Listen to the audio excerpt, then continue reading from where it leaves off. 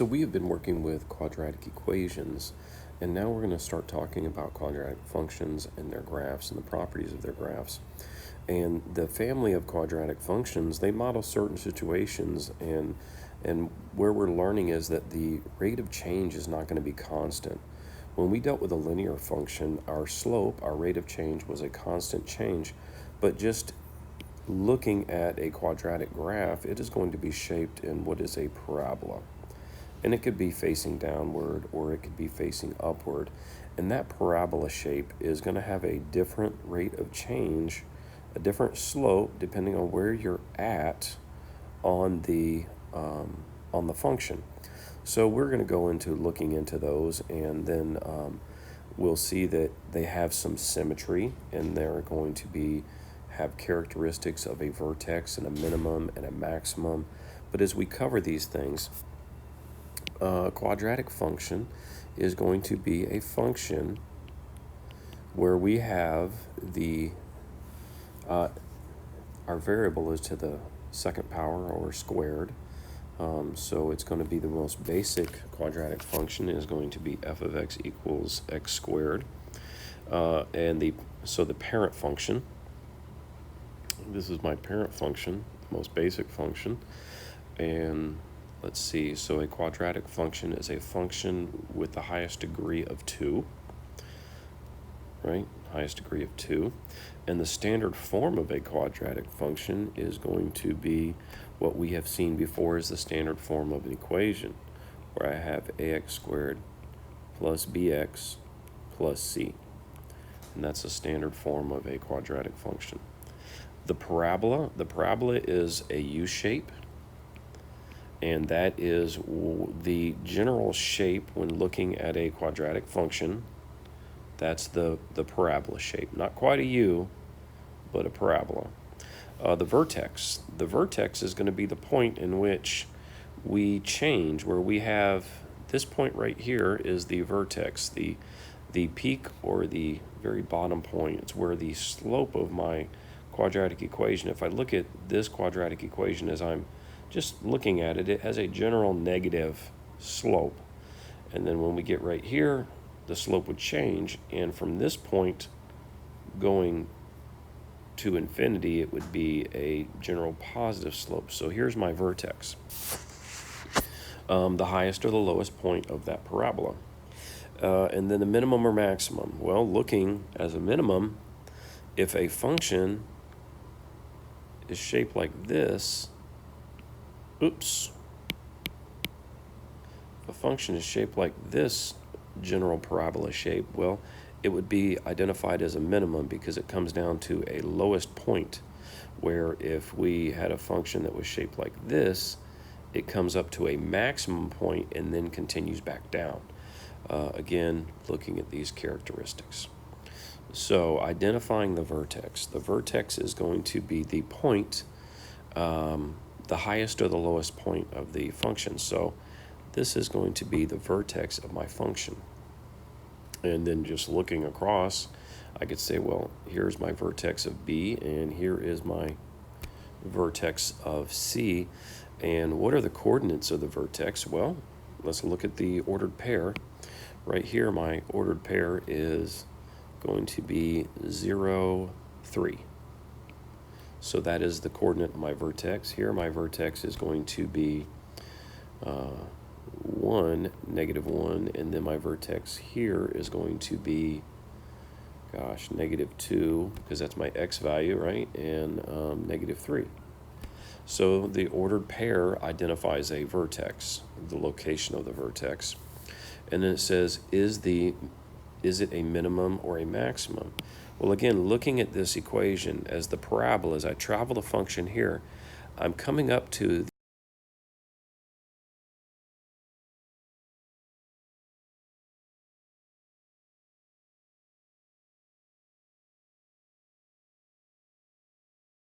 here on these two examples, B and C, though. Let's just go ahead and write that down before we forget. It's a maximum. B and C, as we travel down the function, we come to this lowest point, we turn back around at the vertex, and we start heading back up to infinity. Again, we come down the function to this lowest point, at the vertex, we start heading back up to infinity. So this function goes on for infinity, but it stops. Its lowest point is going to be at y equals -3. So that is my minimum. So here I have a minimum point that we come down to, and a minimum point. And I guess we should label this vertex real quick.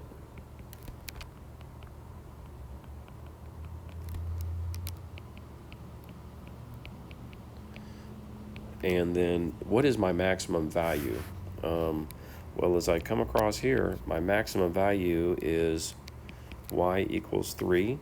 My minimum value of b is going to be y equals -1, and then my minimum value of c is going to be y equals -3. So if you notice, my maximum and minimum values coordinate with the y value of my vertex.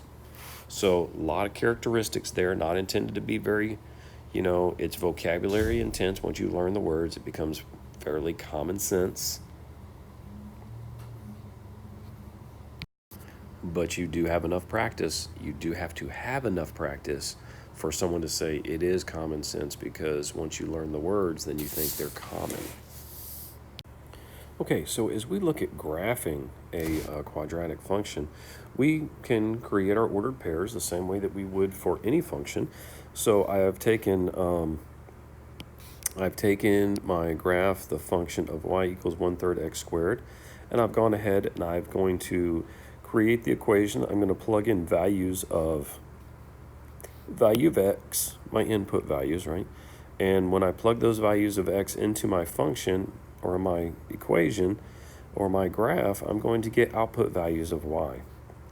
And that's what I've done here. Is so I have plugged in x is 0, x is 3, 6, and then I've done the negatives of those, -3 and -6, because we're going to see that reflective property of the reflective property of the quadratic function. And then so when I plug in 0, I get 1/3 times 0 squared, which is 0. I get 1/3 times 3 squared, which is actually 1/3 times 9, which is 3. Then 1/3 times what would be 36, which gives me 12. And then 1/3 times -3 squared. So -3 squared is going to be -3 times -3 is going to give me a +9, just like up with the +3. So that's what happens. That's where that negative disappears. And so that's why we end up with a +3. And again here, -6 squared becomes a 36, not -36. So again, that's how we end up with that same +12 value. So as I go and graph my ordered pairs, I have 0, 0. And of course, if you look at my graph, I went ahead and I've used some values that were easy for me. Since my function was dealing with thirds, I went ahead and made my graph increments of 3. That's going to help me with the fractions and having to find and estimate in between points.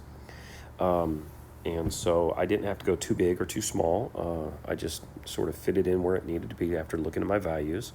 I knew I had the largest value of graph of 12 and a widest graph of 6. So here, let's see, going in and graphing these points, I had 0, 0.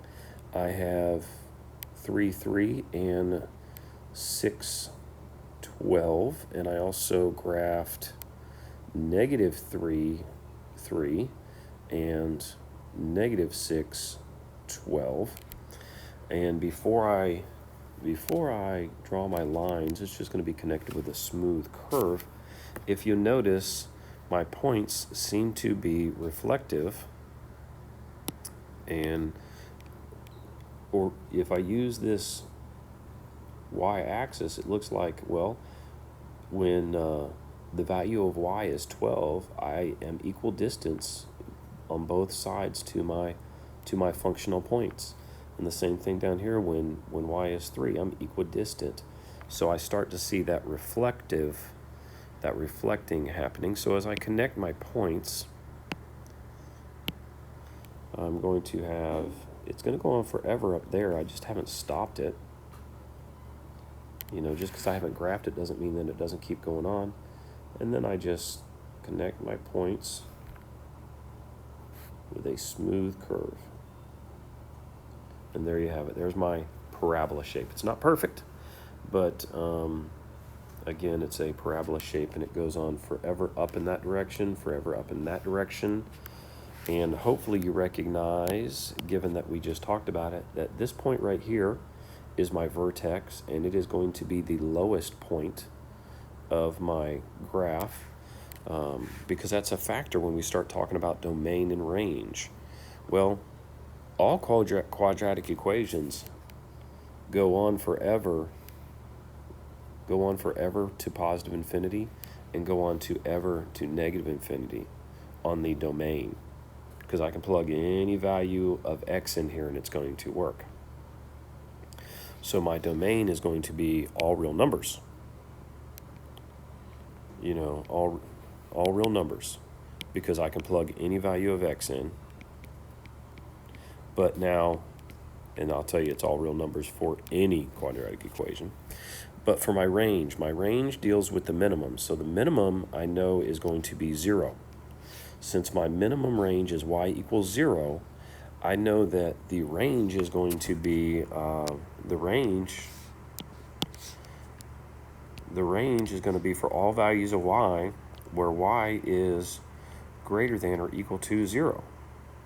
Because if I come down in this area of my graph, the function doesn't exist when y is less than 0. But anywhere I go up here and I try to touch, and I draw a line across my y-axis, I'm going to touch that function. So yeah, it works up there. So from 0 upward in the positive infinity is going to be my range. So let's see here, looking at some other characteristics. Let's go to the next one and see what they have us do. Okay, so looking at this next function, it has us graph the function y equals negative 3x squared, and we'll make a table of values, and then we're going to put them in range.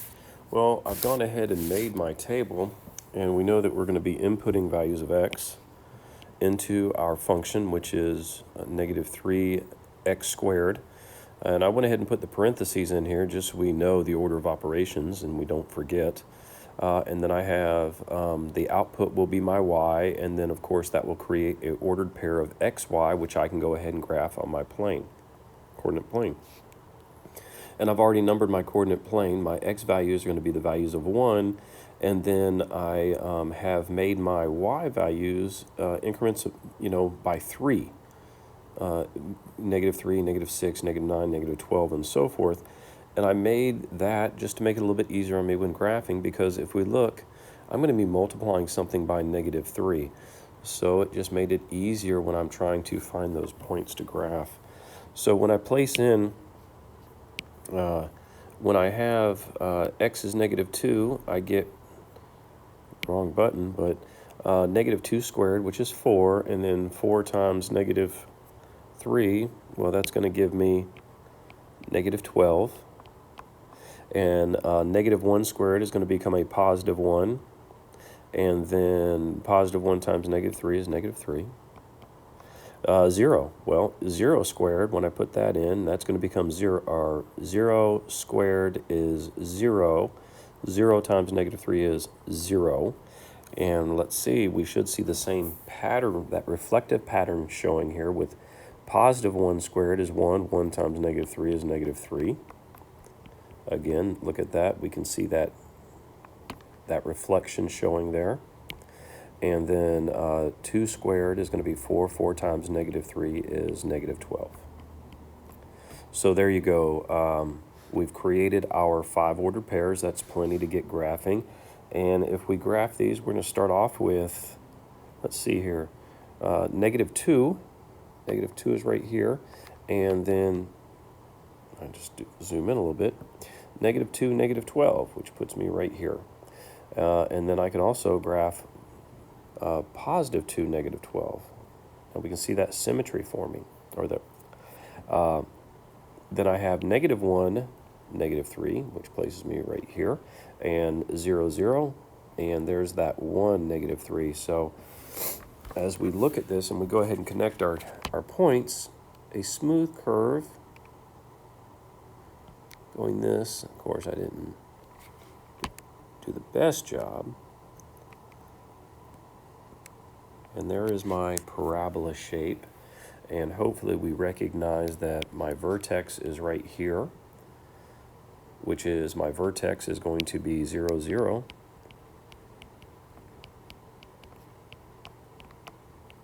Because that is where my function changes direction, right? I come up here and I'm getting my y values are increasing and increasing until we hit a certain point, which is y equals 0, and then it starts to decrease.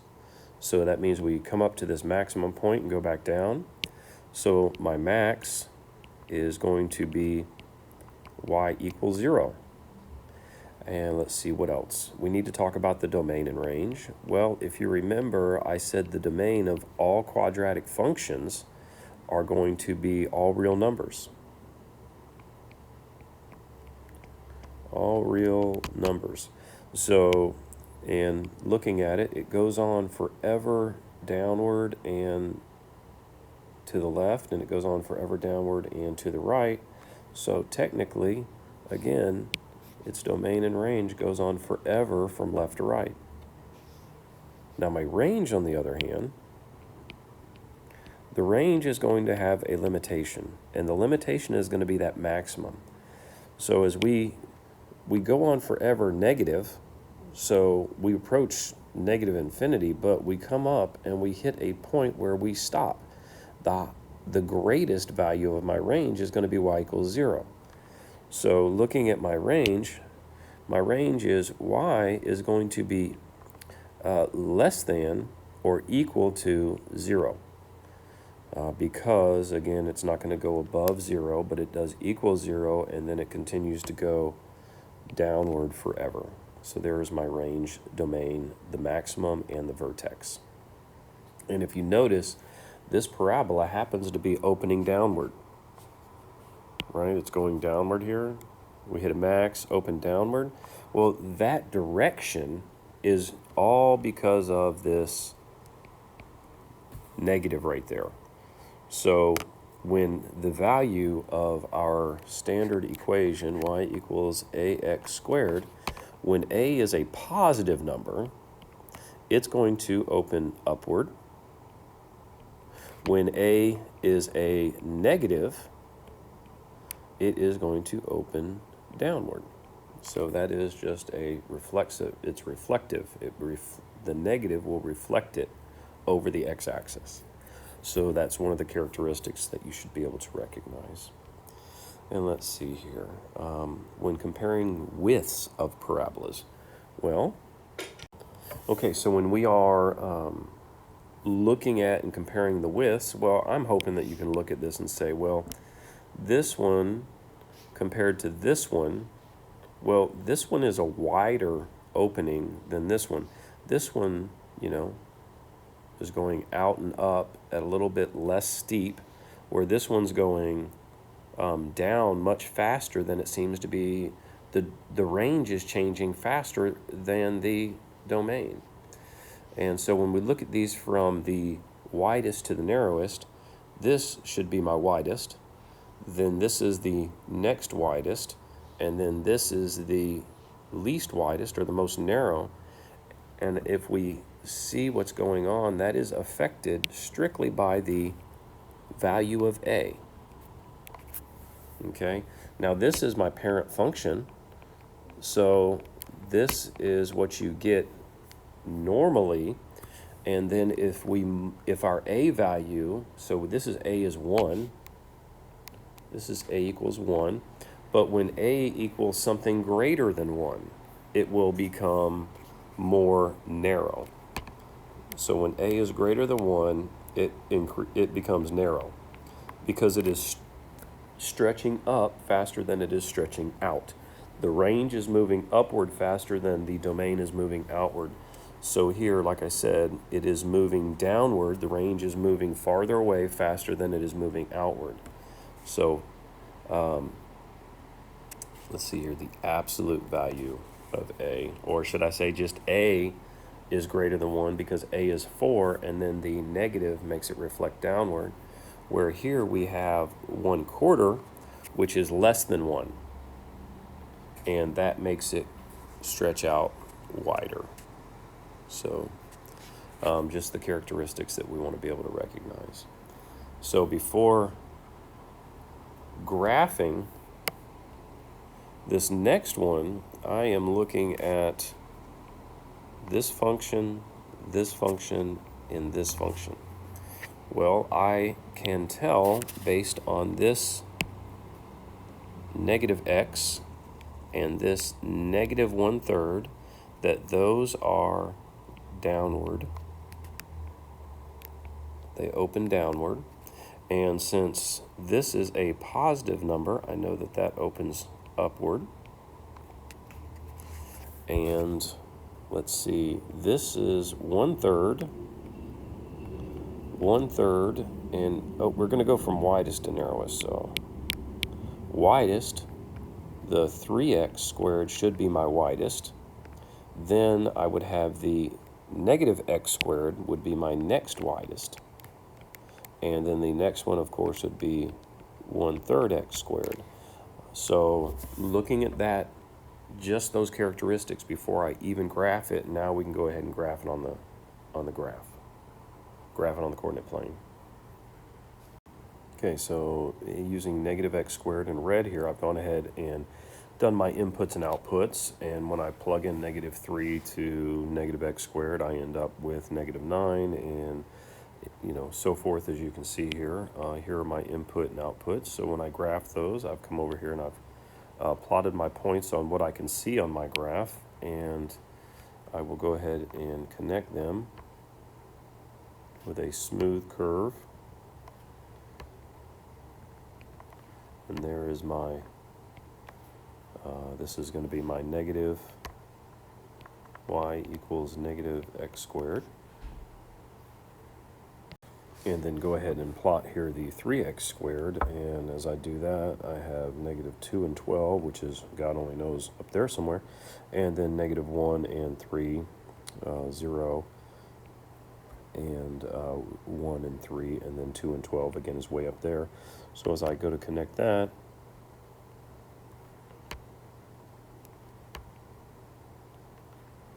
I have my smooth curve connecting the points that I have on the graph, and then I'm going to go ahead and look at this last one. I'll do it in blue. Okay, so as I graph these points, I've come up with the input and outputs as I plug those in there. And let's see here, that is x. When x is -3, I'm going to have -3. 1, 2, 3. When x is -2, I have approximately -4/3, and when x is -1, I have approximately 1/3, 0. And again, those fractions have to be estimated. And let's see, I don't think I necessarily need to do any more points. I can see here what's going on with my function, that I'm getting able to graph enough of it. So this is f of x equals -1/3 x squared. This is f of x equals 3x squared. And then we have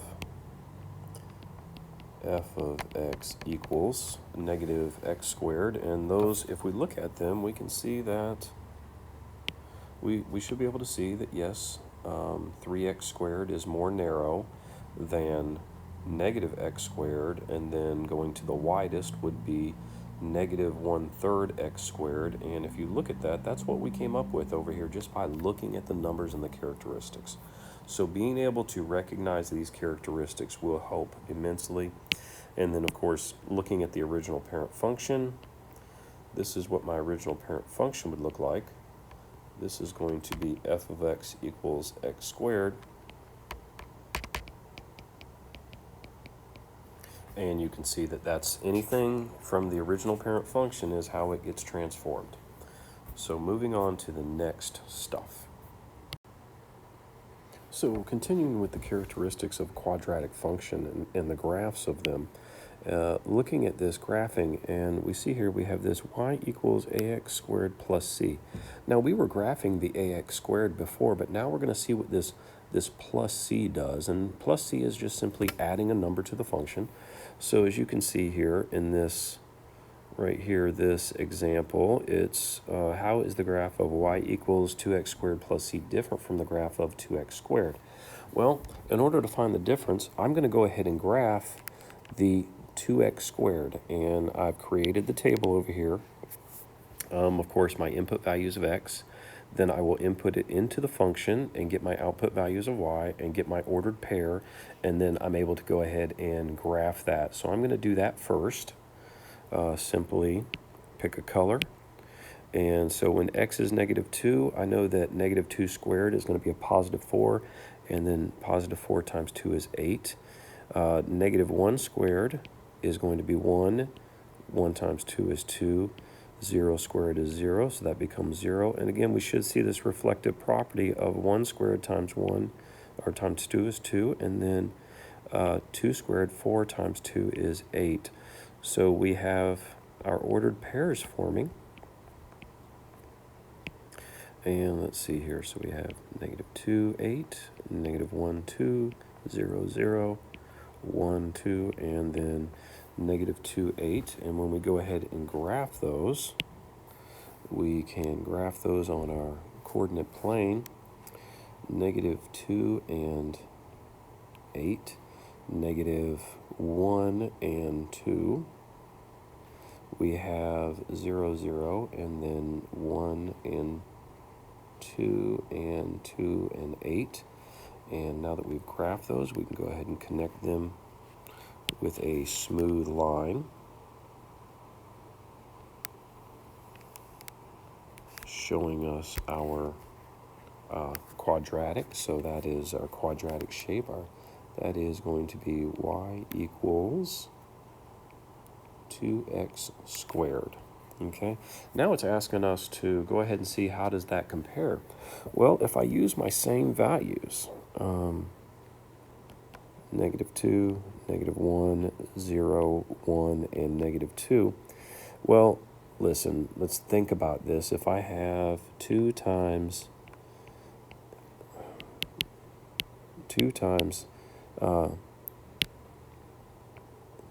x squared plus 3. Well, I know that when I plug in -2, right? -2, we already showed what that is equal to over here. So -2 squared times 2 was 8. So this portion right here, we already know is going to be 8. And then we're going to have 8 plus 3. So my y values, my output is going to be the same output that we had over here, plus 3. So when I do that, I'm going to have, in this case, I'm going to have 2 plus 3. I'm going to have 0 plus 3. And of course, this is going to be 11. This is going to be 5. This is going to be 0. 1, I have 2 plus 3. And then -2 is going to give me 8 plus 3, which is 11, and 5. Okay, so I have created these input-output, so when I go to have an ordered pair, what are my ordered pairs going to be? Well, we said -2 and 11, -1 and 5, 0, and made a little mistake right there, 0 and 3. Right, 0 plus 3 is 3. 1 and 5, and made another mistake. It's +2. 2 and 11. So when I graph those, go ahead and graph -2 and 11, which is going to be about right there. -1 and 5, there. We have 0 and 3. We have +1 and 5, and again, 2 and 11. So when I go to connect those, it's going to look something like this. And just to make it look better, I will erase that point right there. So doing that, I have this new y equals 2x squared plus 3. And hopefully you can see that the only thing that changed, my input values were the same, but my output values right here were plus 3. So that c value, it looks like, when I had x was 0, I went from 0 to 3. So I moved everything up. All my points went up 3, went up 3, went up 3. So this constant value right here, that anything added to my function like that is going to be a vertical shift. So C is a vertical shift, a vertical shift. When C is positive, it's going upward. When C is negative, it's going to shift it downward. So that's just a characteristic. So as we look at this next example, it says y equals x squared is going to be the base function. How is that graph different from y equals negative 3? Well, depending on how we look at it, this graph we should be able to see is going to be minus 3, so that is going to be 3 downward from this graph. So you could say that this graph is going to be 3 above this one, or this graph is going to be 3 below this one, depending on your perspective. So when we graph that, we know that these ordered pairs, x squared, when I plug x in and y, well, I have negative 2, this is going to be 4. I have negative 1, 2, 0, 0, and then of course 1 and 2 is going to be 2 and 4, so I graph that. I can graph those points, which become the parent function, of course, which we've already talked about. And when I graph that, here is one function of y equals x squared. And this next function, I actually could, in theory, say, well, if I'm moving that function down 3, I could take this point and I can go down 1, 2, 3. Take this point and go down 1, 2, 3. This point go down 1, 2, 3, because I moved everything down 3. 1, 1, 2, 3. 1, 2, 3. And I'm going to check this, but if I were to go ahead and connect my smooth lines, I believe it looks like everything has been shifted downward 3. But let's go ahead and do the math. And I'm going to go ahead and create my table. And I'll put in x squared minus 3. I'm going to get out my y value, and that's going to give me a ordered pair of x and y. So we'll use the same values. Let's go ahead and use the same values and see what happens. Okay, so I've gone ahead and I've plugged in my values here, and I've input my x values into the function. I've done function notation. I have an output. So my ordered pairs turn out to be, again, negative 2, 1, negative 1, negative 2, 0, negative 3. And when I input 1, I get negative 2. When I input 2, I get negative 1. So when I go to graph those, sure enough, did my pairs match up? Well, here is negative 2, 1, negative 1, negative 2, 0, 3, 1, negative 2, and then 2, 1.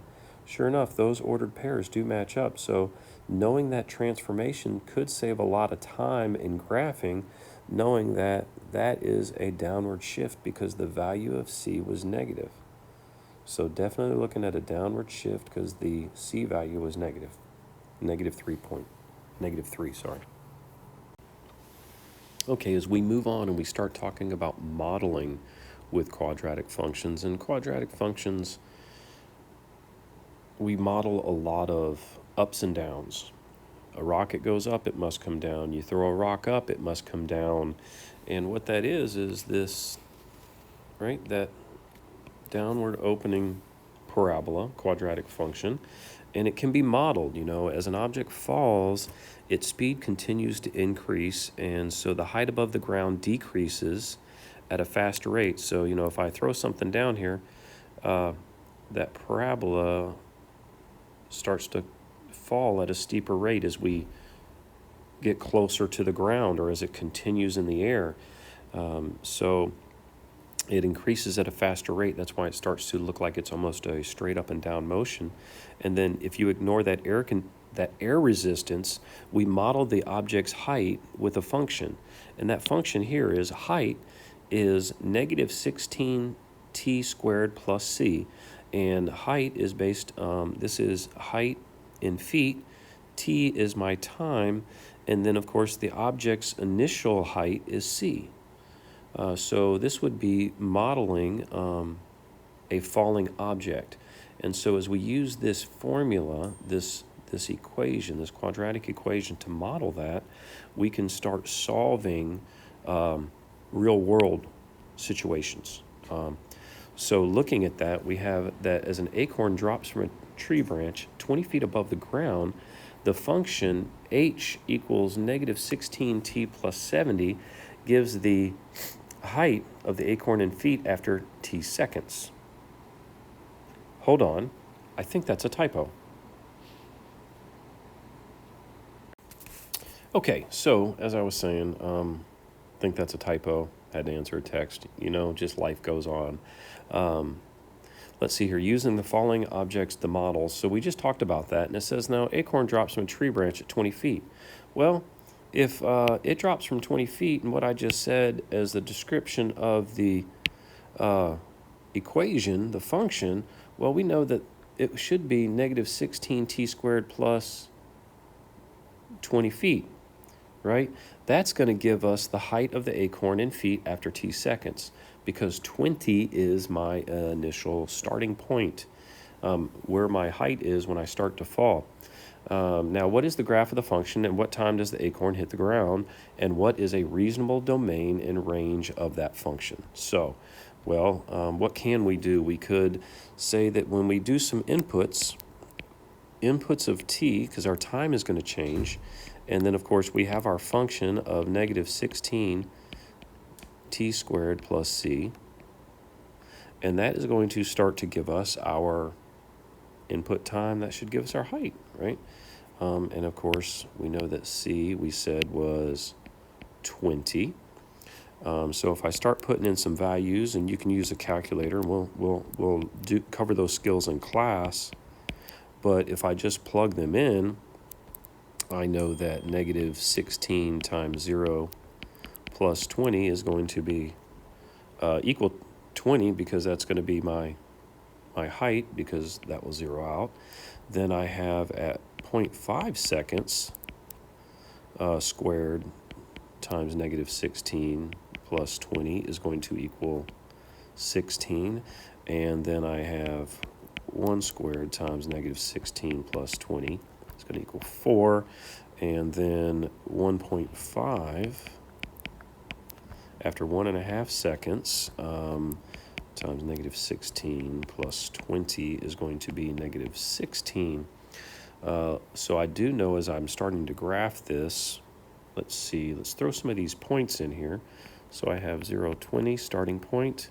I have 0.5, 16. And I'm going to graph these ordered pairs.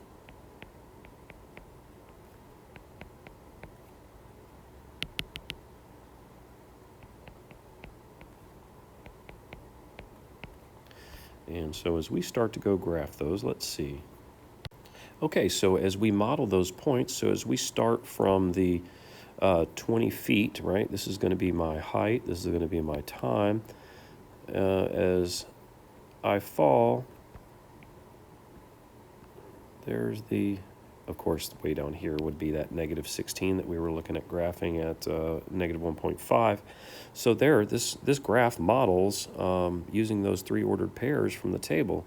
We can't plot this one because it's below ground, but we know that it looks like we know that when does it hit the ground? Well, it hits the ground somewhere between 1 and 1.5 seconds.